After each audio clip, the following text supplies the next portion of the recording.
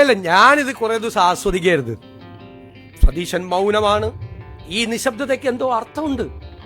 എന്തൊക്കെയായിരുന്നു ഈ ഓഹരി കൈമാറ്റത്തിൽ അദ്ദേഹത്തിന് പങ്കുണ്ട്, എനിക്ക് കിട്ടിയ മറ്റേ കമ്മീഷൻ വരെ പറഞ്ഞു. എന്നിട്ട് പിന്നെ അങ്ങോട്ട് മാറിയിട്ട് ഇത് കടൽ കൊള്ള, സതീശൻ, അദാനി.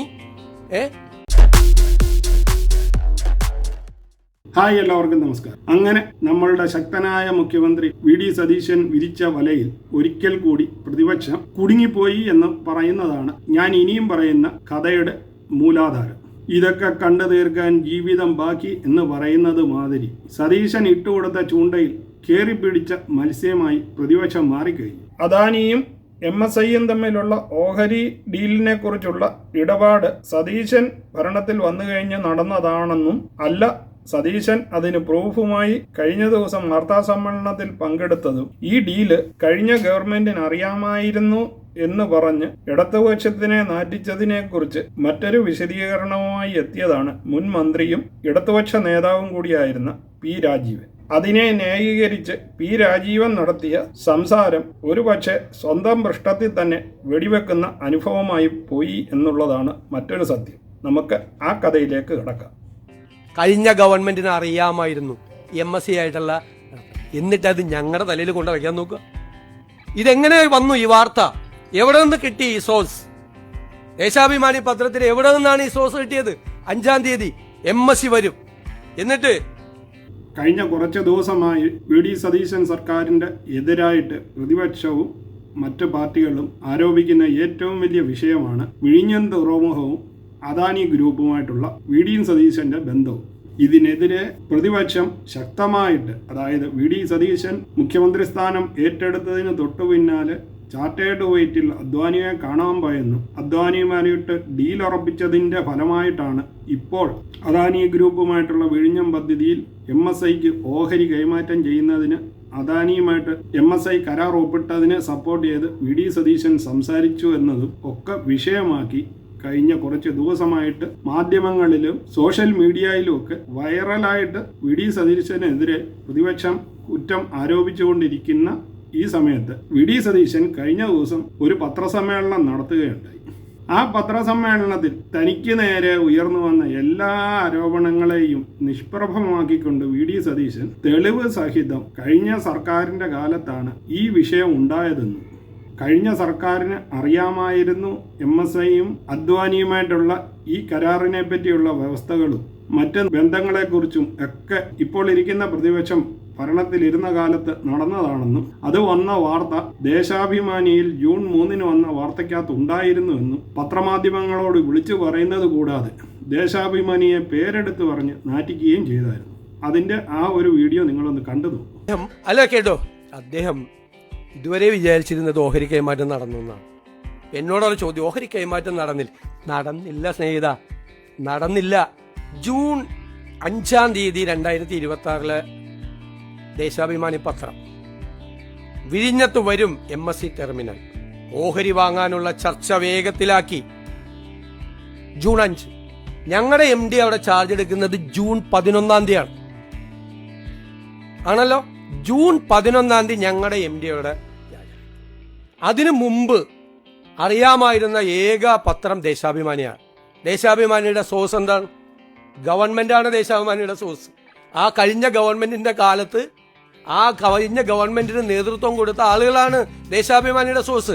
നിങ്ങൾക്ക് ഒരു മാധ്യമങ്ങൾക്കും കിട്ടാത്ത വാർത്ത വിഴിഞ്ഞത്ത് വരും. ഞാനിപ്പോഴാണ് കാണുന്നത്, ഇന്നലെയാണ് കാണുന്നത്. വിഴിഞ്ഞത്ത് വരും MSC ടെർമിനൽ, ഓഹരി വാങ്ങാനുള്ള ചർച്ച വേഗത്തിലാക്കി. സതീശൻ പറഞ്ഞതിന് പുറമെ പ്രതിപക്ഷത്തിന്റെ വായടച്ചു എന്നാണ് എല്ലാവരും കരുതിയത്.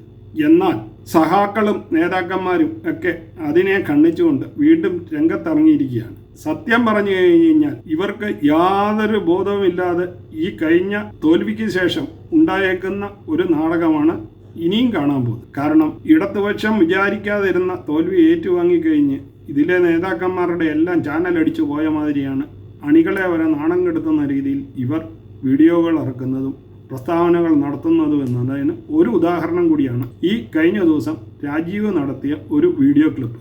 നിങ്ങൾ ആദ്യം ആ വീഡിയോ ഒന്ന് കണ്ടു നോക്കൂ. അതായത് സതീശൻ പ്രതിപക്ഷത്തിനെതിരെ ആഞ്ഞടിച്ചുകൊണ്ട് കഴിഞ്ഞ ദിവസം നടത്തിയ വാർത്താ സമ്മേളനത്തിന്റെ ബാലൻസ് ആയിട്ടാണ് രാജീവ് ഈ വിവരം പറയുന്നത്. അതായത് സതീശൻ വാർത്താ സമ്മേളനത്തിൽ പറഞ്ഞിരുന്നു 3-ാം തീയതി ദേശാഭിമാനിയിൽ തന്നെ ഉണ്ടായിരുന്നല്ലോ, ദേശാഭിമാനിക്ക് എവിടെ നിന്നാണ് ഈ സോഴ്സ് കിട്ടിയത് എന്നും ചോദിച്ചതിന് മറുപടിയായിട്ടാണ് രാജീവ് ഈ വീഡിയോ അവതരിപ്പിക്കുന്നത്. പക്ഷേ നിങ്ങൾ ഇത് കാണുന്നതിന് മുമ്പ് ഒന്ന് ആലോചിക്കണം. സതീശൻ പറഞ്ഞത് സതീശന്റെ ഭരണകാലത്തല്ല MSIയുമായിട്ട് സർക്കാരിനുണ്ടാകുന്ന ബന്ധം, അല്ലെങ്കിൽ MSIയും അദ്വാനിയുമായിട്ട് നടത്തുന്ന ഇടപാടിനെ കുറിച്ച് ഈ സർക്കാരിനല്ല അറിയാമായിരുന്നതെന്നും കഴിഞ്ഞ സർക്കാരിനും അന്ന് ഭരിച്ചിരുന്ന MD DVS അയ്യർക്കും ഇതിനെക്കുറിച്ച് അറിയാമായിരുന്നു എന്ന വാർത്തയ്ക്ക് പ്രാധാന്യം നൽകിക്കൊണ്ടാണ് സതീശൻ ഈ വർത്തമാനം പറഞ്ഞത്. പക്ഷെ പി രാജീവ് ഇപ്പോൾ സമർത്ഥിക്കുന്നത് സതീശൻ 5-ാം തീയതി പത്രത്തിൽ വന്ന വാർത്ത പറഞ്ഞത് ദേശാഭിമാനിയിൽ മാത്രമല്ലെന്നും അതിനു മുമ്പ് വേറെ പത്രങ്ങളിൽ വന്നിട്ടുണ്ട്